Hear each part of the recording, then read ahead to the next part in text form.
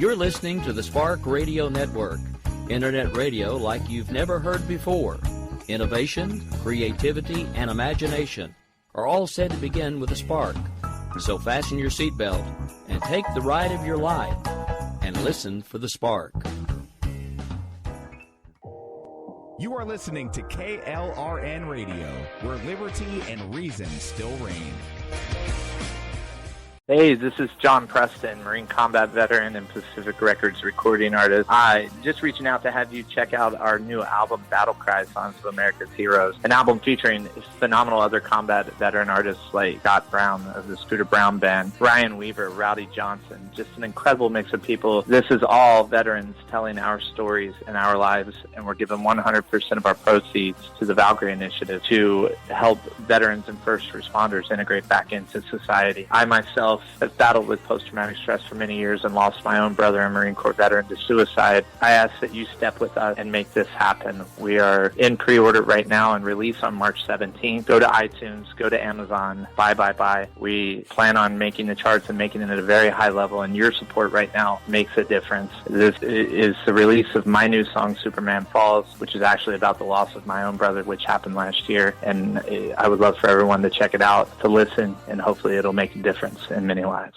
If you're 85 or younger, would you like peace of mind and comfort for your family? We're Final Expense Direct with an urgent message for you. The average funeral today costs over $8,000, but the most you'll get from government benefits is $255. How will your family pay the difference? We can help. Our senior plans start as low as just $1 a day and pay up to $30,000 for a funeral and other final expenses. Peace of mind is easy. There's no medical exam. You'll have lifetime coverage, and your plan can't be canceled as long as you pay your premiums. Call now for free information about our senior plans. Answer a few simple questions and receive approval right on the phone. Plus, call right now and we'll give you a discount prescription card for free. Call 800-553-8687. That's 800-553-8687. Again, 800-553-8687.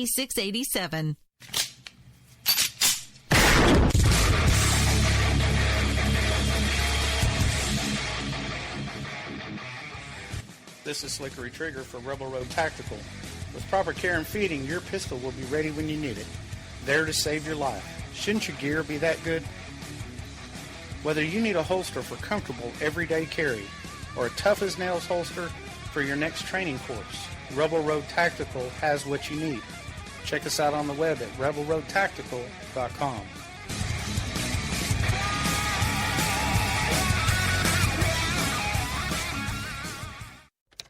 Sometimes riders feel lost, unsure why a passage may not be working. It takes another set of eyes to help us nurture our writing into full maturity. At Black Wolf Editorial Services, we strive to enable writers to develop and grow, offering manuscript critiques and line edits through a mentoring editorial style. We also offer assistance on generating a writer's bio for your websites. Black Wolf Editorial Services, nurturing your writing into maturity. For a full list of services, visit blackwolfeditorial.com. Here's George Foreman with InventHelp. Hi, I'm George Foreman. Do you have an idea for a new product or invention? People ask me all the time, George, how do I get my idea in front of companies? How do I get a patent? What do I do next? Do you have the same questions? I'll tell you like I'll tell them all. Call my friends at InventHelp. Call InventHelp today for free information. InventHelp has been helping inventors for more than 30 years and has sales offices nationwide. InventHelp can submit your invention to companies who are interested in receiving new ideas. If you have an idea and want to try to patent it and submit it to companies, you should call InventHelp today for free information. Listen, I can't guarantee a company will be interested in your idea, but I believe every inventor deserves the opportunity to step into the ring and take their best shot. Put InventHelp in your corner. To get your free inventor's information, call 1-800-353-6490. That's 1-800-353-6490. Again, 1-800-353-6490. KLRN Radio has advertising rates available. We have rates to fit almost any budget. Contact us at advertising@klrnradio.com.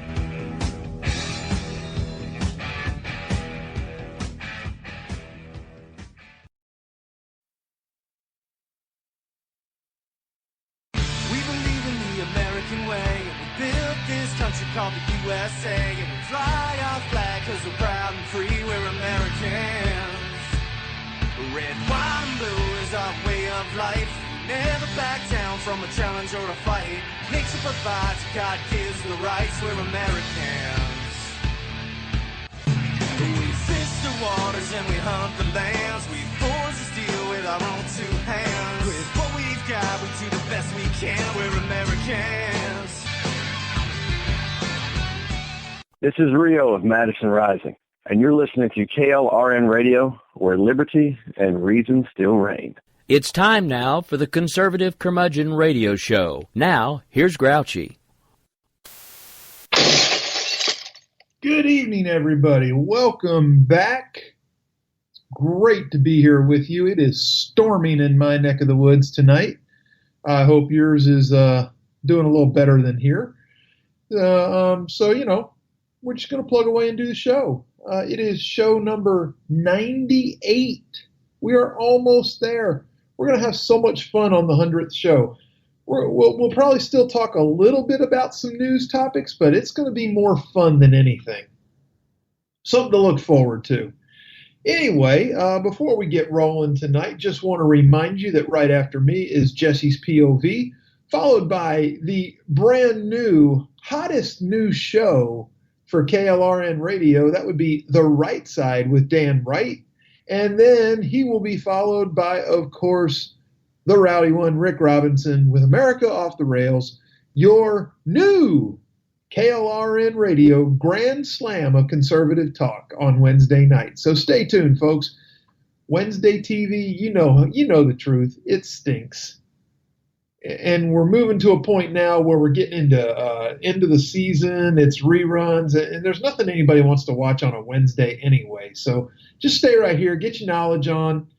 Let's dive in and do it. That's all there is. So here's where we're going to start tonight. We're going to do a little bit of holding feet to the fire, and I've told you before, I'm not a huge Trump fan. I am not going to root for him to fail. I will not do that. I won't do that with any president, because when the president fails, our country fails. And to me, that's just bad. But I'm not afraid to hold feet to the fire either. And we have to call out the bad as we point out the good. So here we go. In his preface to his fiscal 2018 budget blueprint, President Trump wrote, "The American people elected me to fight for their priorities in Washington, D.C., and deliver on my promise to protect our nation. I fully intend to keep that promise." Now, in that fiscal year 18 blueprint, Trump proposed to eliminate funding for dozens of agencies, including the Corporation for Public Broadcasting, the National Endowment for the Arts, and the National Endowment for the Humanities. Trump also promised to cut funding for the National Institutes of Health. But none of those things are going to happen in the current fiscal year. Well, and I know you're thinking, well, this is fiscal year 17. He said fiscal year 18. I get it. But here's why it won't happen. And here's why I have to hold Trump's feet to the fire a little bit.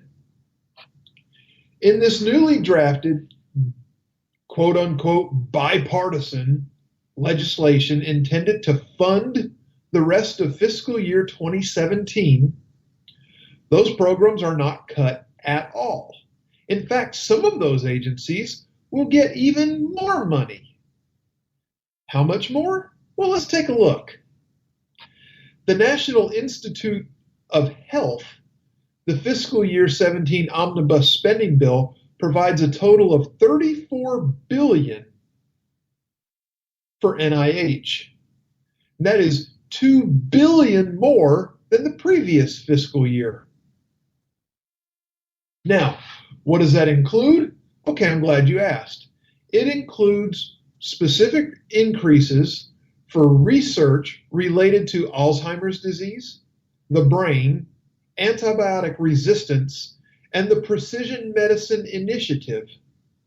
It also provides a general increase to all NIH institutes and centers to continue progress in developing new treatments and cures. The Corporation for Public Broadcasting, the former home of Sesame Street, will get an advance appropriation of $445 million for fiscal year 2019. Listen to me, which is the same level of advance funding provided in fiscal year 2016. Enacted level and the previous administration's budget request. So now we're doing favors for the previous administration. National Endowment for the Arts and Humanities. The bill includes $150 million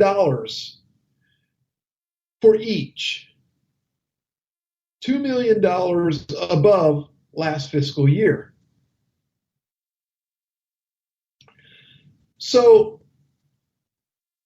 on CNN Monday morning, Representative Jim Jordan of Ohio and member of the House Freedom Caucus said there's a lot for conservatives to dislike in the omnibus spending bill. I don't think I'll be voting for it. I think there'll be a lot of conservatives who have problems with the legislation, he said. Sherrod Brown, a Democrat from Ohio, told CNN, it's just fact. The government shutdowns are, quote, always caused by Republicans, and that explains why Democrats got so much of what they wanted in the fiscal year 2017 omnibus spending bill.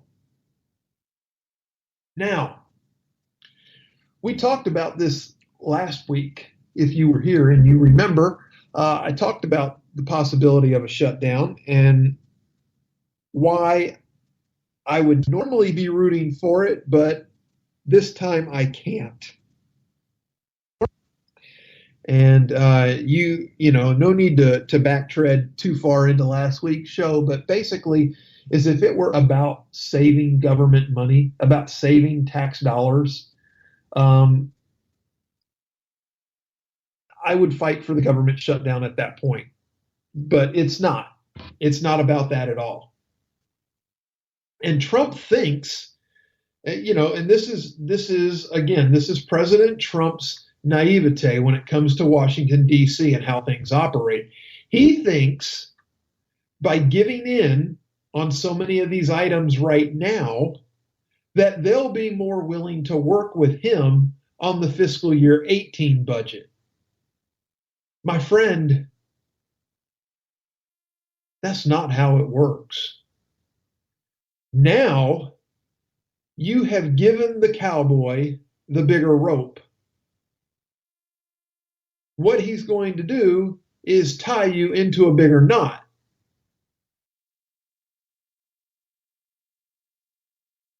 Now, let's talk about something else. The fiscal year 17 omnibus spending bill does not defund Planned Parenthood. It does not cut federal funds for sanctuary cities. And it does not fund any new wall construction along the U.S.-Mexican border. All things that President Trump pledged to do in his first 100 days. Even still, the White House said the president got a lot out of the bill. You know, and I listened to the presser. I listened to it. I listened to Mulvaney, and I listened to Spicer, and I listened to Kelly. And I have some concerns. My first concern, unrelated to the bill itself, is that I really hope that Sean Spicer was taking a lot of notes while Mulvaney was talking, because Mick Mulvaney he could revive the spin doctors. He's that good. Okay? So here's what Spicer had to say at the presser. I think the president got a lot out of this bill, most specifically $21 billion to help build up the military. Drop in the bucket for military spending. I think that is something that he was very proud to campaign on and is delivering on. That's probably the biggest thing. With respect to border security, he got $1.52 billion into the current language that's posted. I think that's a significant number. And remember, I think people have to keep in context, he said. Now, I don't know what he meant for people to keep in context, but that's all he said. What's more, the press secretary continued that 2017 funding is something that should have already been in place during the Obama administration. So the president's been able to get some of his priorities in the bill, which funds the last 5 months of fiscal year 17. We're talking about 17 funding, right? So this is something that most presidents would walk into office and that would have been done. Because the last Congress didn't do this under President Obama. We have an opportunity to get some of the president's priorities infused to the last 5 months of 2017. That's a big step forward and something he'll continue to fight for in 2018. Okay, let me tell you something. I'm telling you right now, Congressman Bradley Byrne, if you're listening, and I know you're not, but that's okay, Senator Richard Shelby, and I don't know who my other senator will be at that time because we are having a special election here, and we're going to talk about that a little later too, and why you should care about what's happening in Alabama politics right now. Yeah, it'll light you up. Just wait, you'll see. So here's the thing. If you guys are afraid to go to the mat over a government shutdown now, what makes you think we believe you're ready to go to the mat for a government shutdown on the budget 5 months from now? I mean, what are we waiting for? If you know, I just don't get it. Okay. The government shuts down. Okay. But we talked about that again last week. What shuts down? Not the entire government. No. The critical parts of the government stay functioning. The ancillary parts of the government are what shuts down. Your Department of Energy, your Department of Education, the EPA, crap like that.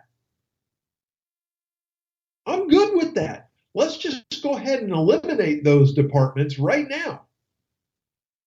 Do away with them, period. Don't just defund them for a year.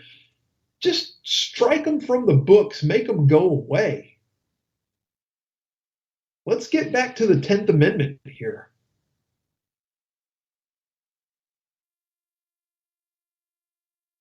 So what they're saying is when the fiscal year starts the end of September, we will have an opportunity to really infuse the president's priorities. But I think there's a lot there, Spicer said. DC school choice was something we felt very strongly about making sure was back in. There is no Obamacare bailout. Taking care of coal miners was something that the president felt strongly about doing, Spicer said. That happened. So there's a lot in this bill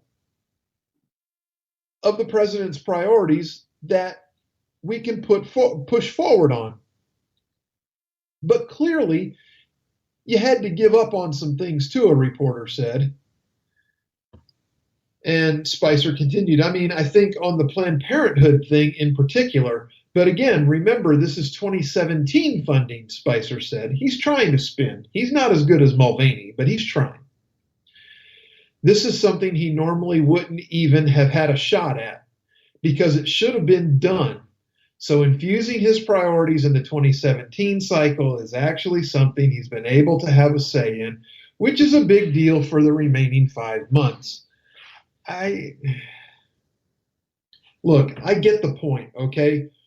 There should have been a budget bill that covered all of fiscal year 2017 already in place. But don't try to spin weakness into winning. You were weak. You gave up so much now, thinking that they would return the favor in September. It's not going to happen. It's not.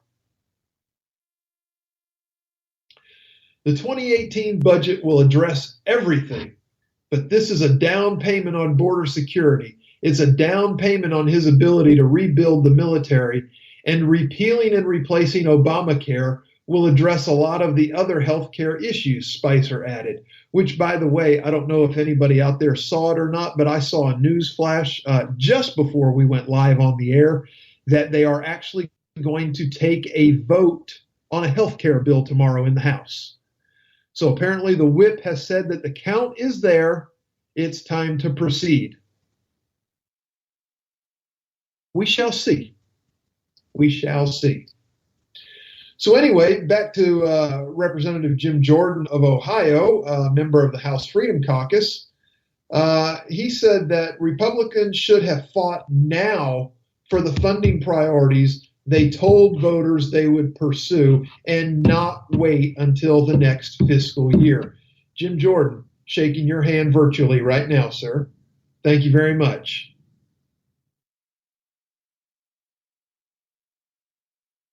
You just don't know. Well, yeah, you do. Yeah, you do. If you care at all, you know the frustration I'm feeling. You can feel it in my voice. You can hear it in my voice. And you're feeling it in your bones. You know that they were weak. You wonder why. I'm telling you why. They think that they're working the art of the deal. But they're not dealing with businessmen. They're dealing with crooked charlatans.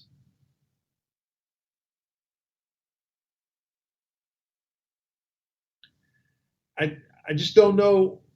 I don't know who is in the president's ear telling him this is the way to go, that this is the right thing to do, and this is the right way to do it.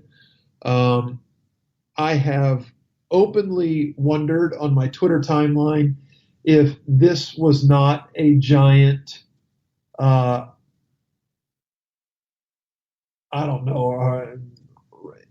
run around on the president between Republicans and Democrats who are trying to, quote unquote, resist him and what he's bringing to the Oval Office. It just seems like there are a lot of people looking at this bill and laughing at President Trump. And the ones that aren't laughing are pissed that he's not burning Capitol Hill down over it.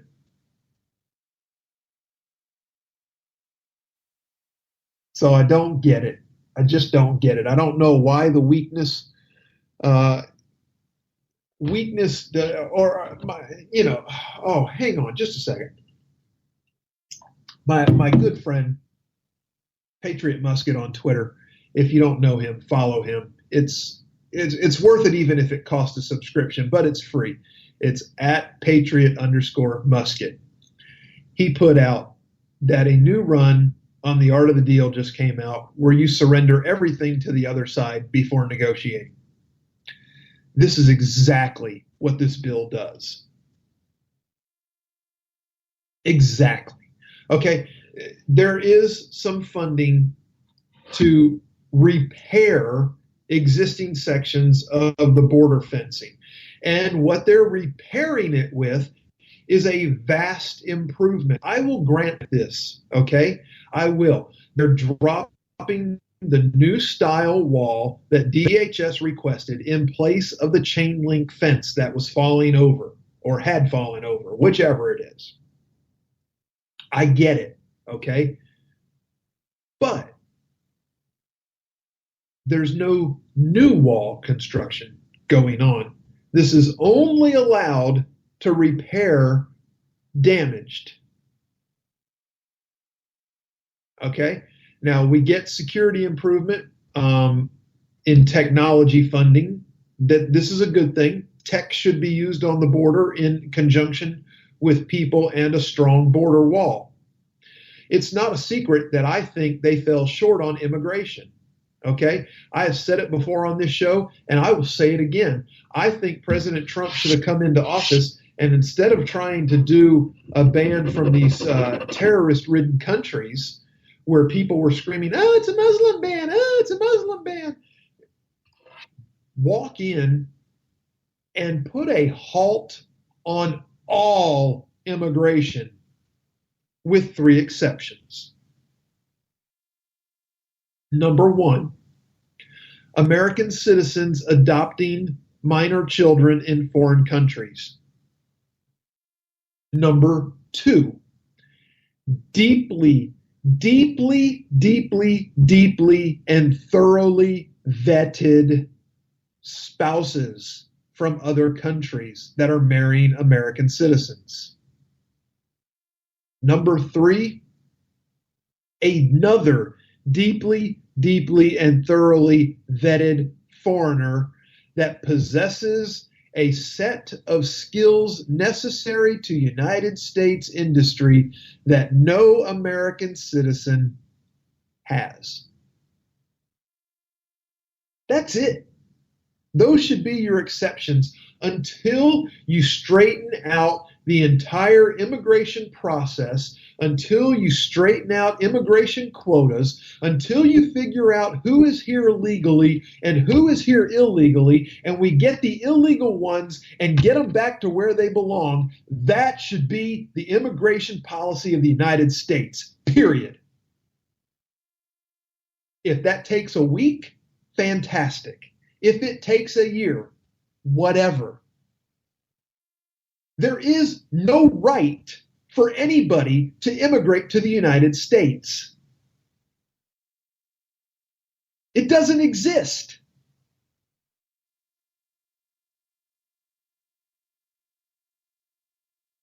Is it hard in some of these other places in the world? Yes, you're damn right it's hard. It's hard here too. Maybe not comparatively, but it's still hard.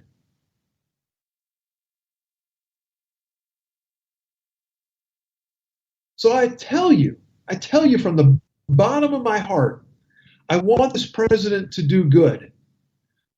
But being weak on these points is not going to get it done. Even if he starts fighting for everything he wants, like a back alley dog scrapping for a meal in September, he still should have done it now. Because the Democrats aren't going to cut him, not an inch, not a half inch, not a quarter inch. They're not going to give him any slack whatsoever. I'm telling you now, if he is willing to fight like that back alley dog, cat, whatever you want to call it, he can fight like a wild grizzly bear over a freshly caught salmon. If he's willing to do that for the next fiscal budget, he should have been willing to do it now. That's all I'm saying. Now, folks, we're at the bottom of the hour. It's time to take a short commercial break. When we come back, we're going to dive into the other story I was telling you about, why you should care about Alabama politics and how it affects the entire country when we return, right here on KLRN Radio. Stay tuned.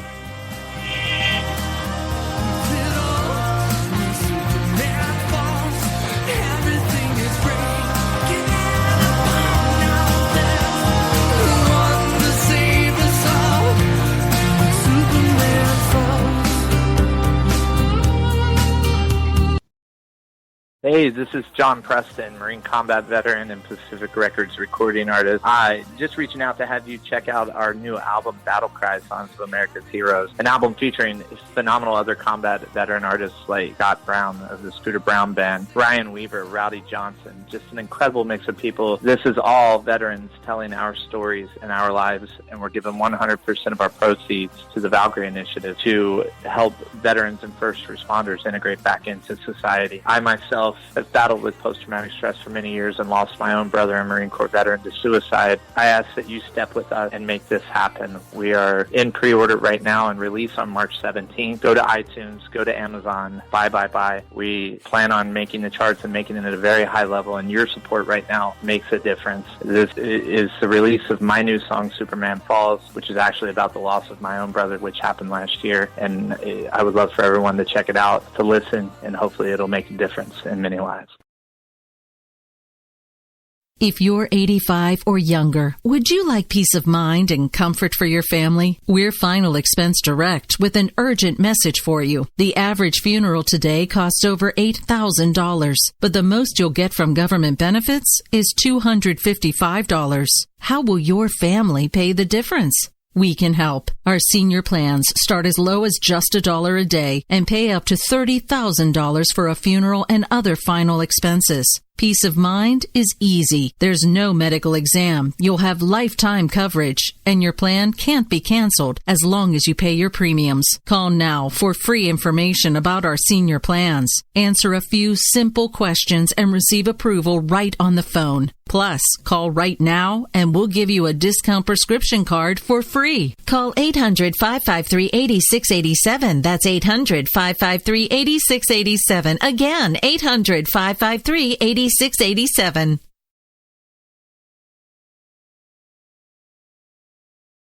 Here's George Foreman with InventHelp. Hi, I'm George Foreman. Do you have an idea for a new product or invention? People ask me all the time, George, how do I get my idea in front of companies? How do I get a patent? What do I do next? Do you have the same questions? I'll tell you like I'll tell them all. Call my friends at InventHelp. Call InventHelp today for free information. InventHelp has been helping inventors for more than 30 years and has sales offices nationwide. InventHelp can submit your invention to companies who are interested in receiving new ideas. If you have an idea and want to try to patent it and submit it to companies, you should call InventHelp today for free information. Listen, I can't guarantee a company will be interested in your idea, but I believe every inventor deserves the opportunity to step into the ring and take their best shot. Put InventHelp in your corner. Get your free inventor's information. Call 1-800-353-6490. That's 1-800-353-6490. Again, 1-800-353-6490. Everything is changing. Superman falls. Everything is breaking. All right, everybody, welcome back. So, as promised, coming up after me tonight, Jesse's POV, then the right side with Dan Wright, and then off America Off the Rails with Rowdy Rick Robinson. Right here on KLRN Radio, Wednesday night's Grand Slam of conservative talk. Stay tuned. Get your knowledge on. Care about what's happening in Alabama politics right now. Well, we're going to reference, there was a great article in the online publication AL.com, which is a local thing to our state here. Great article by Howard Koplowitz, good grief, Koplowitz, that's with a K, about what is going on. You see, what we had here in Alabama, it's like a soap opera of politics. You would think I was talking about Illinois politics if I hadn't already told you it was Alabama. But what we had was a governor that was under investigation. Not because he had an affair, but they were investigating him because he allegedly used state resources to cover up said affair. Now, the affair itself, while you might find that reprehensible, it's not a crime. At least not here. Anyway, but using state resources for personal gain is a crime, and that's what the legislature went after him for. Now, at the time, the legislature was considering impeachment. Our then Attorney General and now Alabama Junior Senator Luther Strange told the state legislature, basically, why don't you guys hold off on your investigation because I've got one over here that's really getting some good traction, and I'll turn it over to you guys as soon as it's done. So the state legislature held off. Now, in the interim of the state legislature holding off and then Attorney General Luther Strange conducting his investigation, Jeff Sessions, then Senator Sessions, was confirmed into Trump's cabinet as the United States Attorney General, and his Senate seat came vacant. Now, under the law, the governor has the responsibility of appointing someone to finish Jeff Sessions' term. Well, then Attorney General Luther Strange went to the governor and asked to be appointed to Senator Sessions' seat. The governor did appoint Luther Strange to that Senate seat, and Luther Strange left the office of Alabama Attorney General, and much like Geraldo breaking into Al Capone's vault, the investigation was gone. I mean, there was nothing. So now we have Luther Strange, Senator Luther Strange, sitting in D.C., and the Senate Republicans' campaign arm is threatening all GOP consulting firms not to work with any candidate that intends to primary Senator Luther Strange in the upcoming special election to fill permanently Senator Jeff Sessions' seat. The National Republican Senatorial Committee, which recruits and defends Republican candidates, could not be immediately reached for comment by Politico when they first caught wind of this. But their spokesperson said that they have made it very clear from the beginning that Senator Luther Strange would be treated as an incumbent. Now, why? I don't know. Other than maybe he's got a little, I don't know. Rick, I hate to go beyond PG-13. Can I say he's McConnell's bitch? I mean, I don't know how else to put it. I think he's just the little whipping boy for the Republican leadership in the Senate. I mean, and that's why they're trying to protect him. They don't want somebody in there that's willing to stand up and poke a finger back and be like a Freedom Caucus guy. They want this yes man, and God help us. That's I'm not saying that he necessarily is a yes man. I haven't seen enough of him in the Senate yet to make that determination. But here we are, folks. This is, just imagine this going on in your state, okay? You got this guy that's conducting an investigation into your crooked governor, and he tells the state legislature to hold off because he's got better stuff in the investigation than what they've got in theirs. The state legislature holds off, and then he and the investigation disappear like a fart in the wind. And the state legislature is left having to re-crank everything back up because the regular session had ended at that point. So they had to wait till they came back into session and crank the investigation back up. And the new Attorney General, he walks in and he says, well, because the governor appointed me. Now, see, this is how this whole domino thing goes crazy. So we've got this crooked governor who got to appoint a United States senator, and he also got to appoint a new state attorney general. So the incoming attorney general says, well, I'm going to recuse myself of any investigation into the governor so it won't look like I'm doing him any favors. Well, isn't that just peachy? Because now when everybody's asking him where this investigation is, he says, I don't know anything about an investigation. I recuse myself from it.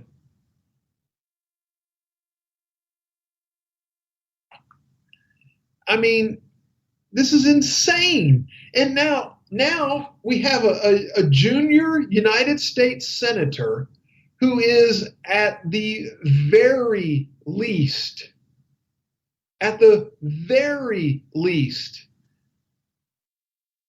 complicit in obstruction of justice. At the very worst, he aided and abetted knowingly a criminal commit fraud.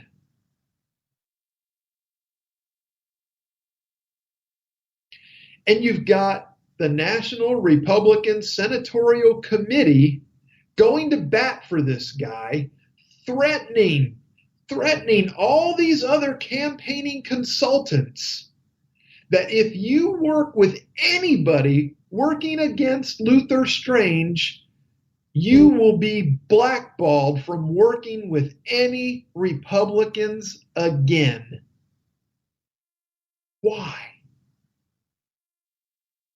That's the $64,000 question, is why? Now, there are several people here in Alabama who intend to run against Senator Strange for this seat that Sessions vacated when he became the United States Attorney General. And one of those is Representative Ed Henry, who confirmed these facts to Mr. Koplowitz of AL.com, who wrote a brilliant article on this if you want to read it. AL.com is the website. He said, I've run across a few consultants that do work for the NRSC, and they are not willing to take on anybody that would get them in trouble with the NRSC, Henry said. The state lawmaker said he was rebuffed by all D.C. consultants that he picked up, and he's going to have to use 2 state-based consultants to assist in his campaign here in Alabama against Strange. The NRSC's push to make it more difficult for Strange's opponents to hire political consultants gives the senator a much larger advantage in holding on to his seat as the summer special election looms. If Strange is going to have $10 million worth of TV ads bombarding the state of Alabama, and no one in the state has the ability to compete with that type of media presence, then Washington, D.C., instead of the people of Alabama, will be dictating what the message is. And that's just another example of how our country has fallen. When D.C. starts picking our senators for us, that's a problem, folks. And if it can happen here, it can happen in your state. Why are they scared of somebody primarying Luther Strange? Why? They don't owe him anything.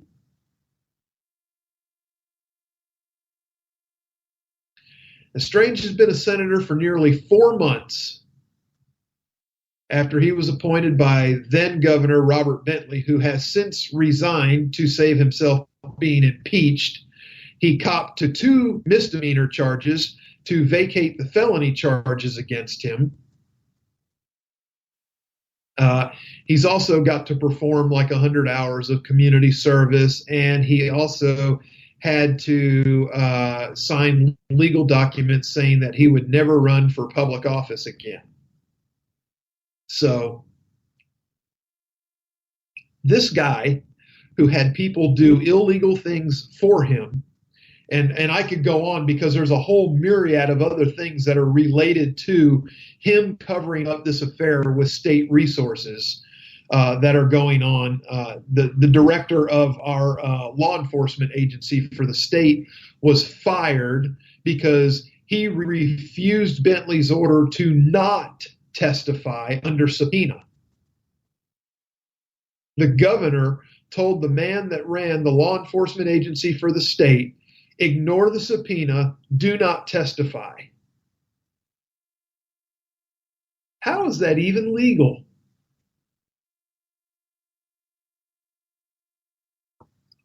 But anyway, this guy's been there for 4 months roughly, appointed by the then governor to fill the seat vacated by Sessions.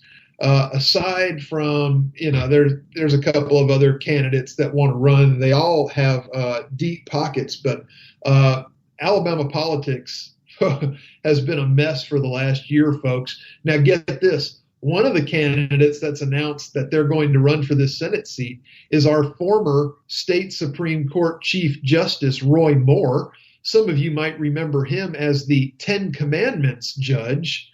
If you remember that story, making it all the way to the Supreme Court of the United States. He is the judge that refused to remove the 10 Commandments monument from the state courthouse rotunda. He had been serving an indefinite suspension that was going to last till the end of his term, but he has since resigned his Chief Justice seat to run for this state Senate seat, or running for this U.S. Senate seat, I should say. So here we have a guy that's willing to buck the Supreme Court of the United States. Now, I'm not saying he was wrong in taking a stand. This is also the same Chief Justice that told probate judges around our state that they were not to issue same-sex marriage licenses even after the Supreme Court ruled that they were to do that. These men are all well-funded. There are deep, deep pockets. There was rumor that former Auburn and Cincinnati and Arkansas State head football coach Tommy Tuberville was going to run for this seat, but that has not panned out. He has decided against that. He also thought about running for governor, and he pulled out of that too. So I'm thinking that T-Tubbs either has a impending coaching job coming his way for much better cash, or he has a TV gig coming his way for much better cash. But anyway, if you're in the state of Alabama and you intend to run for this Senate seat, you are going to have your hands full, and you're going to have to shop somewhere other than in D.C. for election consultants on the Republican side of the House, because none of them are going to help you. And I'm telling you, folks, I don't care what state you're in, when the feds start pushing this kind of garbage down a state's throat, that's a problem in this country. That is a huge problem in this country. So anyway, enough of that. We're going to press on. As you heard earlier, apparently there was a news blurb saying that the House is going to vote on a healthcare bill tomorrow. As of the time that I was putting my notes together for tonight's show, the White House and congressional Republicans were working vigorously to avoid losing a second effort. It looks like they might have done that here. We'll see. after winning over reluctant conservatives last week with an amendment that allows states to opt out of the Affordable Care Act's requirement to cover pre-existing conditions, moderates in the party are expressing reservations. So 20 Republicans opposed the bill as it sat. They could only afford for 22, and there were several that said they were still on the fence. So if they lost 2 additionals, that would pretty much quash the bill for them. And that's assuming every Democrat votes against it, which I think they probably will, just as taking a stand. But there are a couple of vulnerable Democrats coming up that might have to swing their vote against Obamacare for their state just because of the dismal performance and what it's doing to these people's finances. You never know. So Representative Billy Long of Missouri, who I guess he bills himself as a Tea Party conservative, he said he wouldn't support the bill because of the impact it could have on people with pre-existing conditions. He went on to say, I have always stated that one of the few good things about Obamacare is that people with pre-existing conditions would be covered. And then Jason Chaffetz of Utah is cutting his convalescence short for the back surgery he had to be present for the vote because it's so close. You got 3 other House Republicans, Brian Fitzpatrick of Pennsylvania, Daniel Webster of Florida, and Chris Smith of New Jersey also announced on Monday that they're going to vote against the bill. Now, have they changed their minds? I don't know. We're not there yet, House Press Secretary Sean Spicer said at the presser Monday afternoon. Again, this is now Wednesday, and they're going to hold a vote tomorrow, according to the news blurb just less than an hour ago. So apparently some things have changed, and the whip count is apparently where they want it to be. They think they can get something passed. But Spicer said, I think the president has made it clear that he's not instituting a timeline. We have a good whip count. I think we feel good about where we are, and that's where it's headed. But ultimately, Speaker Ryan and House leadership determine when to call a vote. I think that we know when the vote gets called, we'll feel confident it will be able to pass. And this went to the, practically the hour before they were supposed to vote the first time when Ryan pulled it off the table because they didn't have the votes. Now, House leadership, along with Vice President Mike Pence and Health and Human Services Secretary Tom Price, tried to urge moderates not to oppose the vote in meetings over the weekend. President Trump promised in an interview on Monday that the bill will be will be every bit as good on pre-existing conditions as Obamacare, which means it's going to do the same thing, basically. And Representative Tom Cole said the best way to sway moderates is to remind them there is a United States Senate, and it will change things. What we send over there isn't going over there on stone tablets. But that doesn't quell the fears of some members. Seriously, you want me to go back and tell the people in my 4th of Nevada the Senate will make it better, said Mark Amity. The White House is eager to move forward on legislation to repeal and replace the Affordable Care Act. I hate that term, repeal and replace. I'm happy with repeal. We don't need to replace it. Republicans tried but failed to pass a replacement bill in March in an embarrassing setback for the Trump administration. White House Chief of Staff Reince Priebus said White House economic advisor Gary Cohn on Monday said in separate interviews that they thought there were enough votes to pass the bill this week. We'll see. Tomorrow is this week. House Republican leaders were more cautious As of Monday afternoon, no vote had been scheduled, and backers of the health care proposal had not released legislative language. Representative Kathy McMorris Rogers, chair of the House Republican Conference, said the Republican members needed time to understand new tweaks to the bill. We are having those member-to-member conversations right now, she said. The House is slated to break for a week starting on Thursday. Are you kidding me? Why are they breaking so much? The House just went back into session. I know this because my representative was here doing town halls while most of them were hiding and staying in D.C. to avoid their constituents.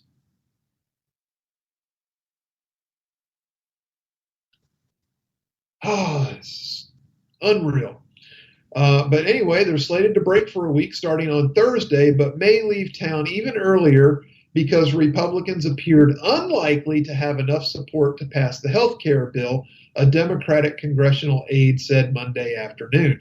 Well, hint, hint, if the news is breaking tonight that they're taking a vote tomorrow, I don't think they're leaving early.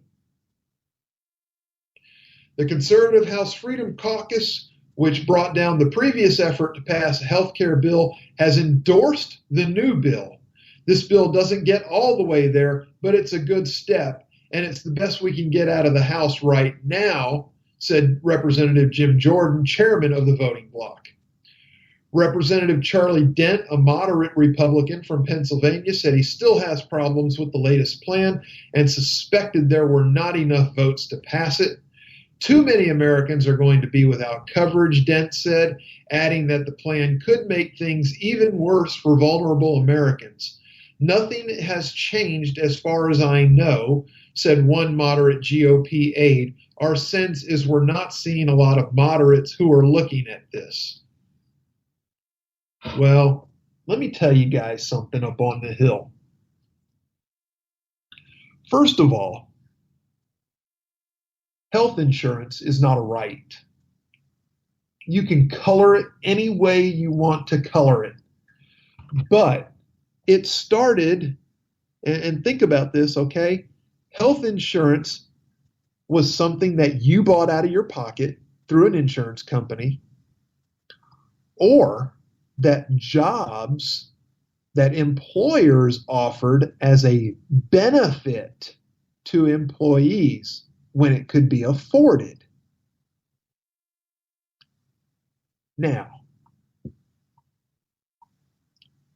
what is it about a benefit that some employers provide that makes everybody think it should be their right to have it? I want it, he has it, and I want it. That's not how it works. I don't know. That's just not how it works. That's all I do know. Now, we're talking about tax reform. No, we're not. We're at the top of the hour. Damn. Okay. We'll have to wait on this. But just real quick, before I wrap it up, tax reform is supposed to be coming, the big fight, coming, tax brackets, all that stuff, coming. You're going to get a tax break. You're going to get a tax break. President Trump just said he's willing to raise the United States gas tax to fund infrastructure development. Yeah. Chew on that for a minute, okay? While he's talking about cutting income taxes, he's talking about raising the gas taxes. Now, I know it's a big difference, but it adds up. So chew on that. We'll come back to this. I am certain of that. Coming up next on KLRN Radio, Jesse's POV, followed by the brand new show, The Right Side with Dan Wright, and then America Off the Rails with Rowdy Rick Robinson. I am your host here, The Grouch. Thank you for being here. If you like the show, tell your friends. If your friends like the show, you need new friends, especially if one of them's Jesse Kelly. But, that's just me. Anyway, just kidding, Jesse. You're cool in my book. Anyway, thank you for being here. Show number 99 next Wednesday. Peace. God bless.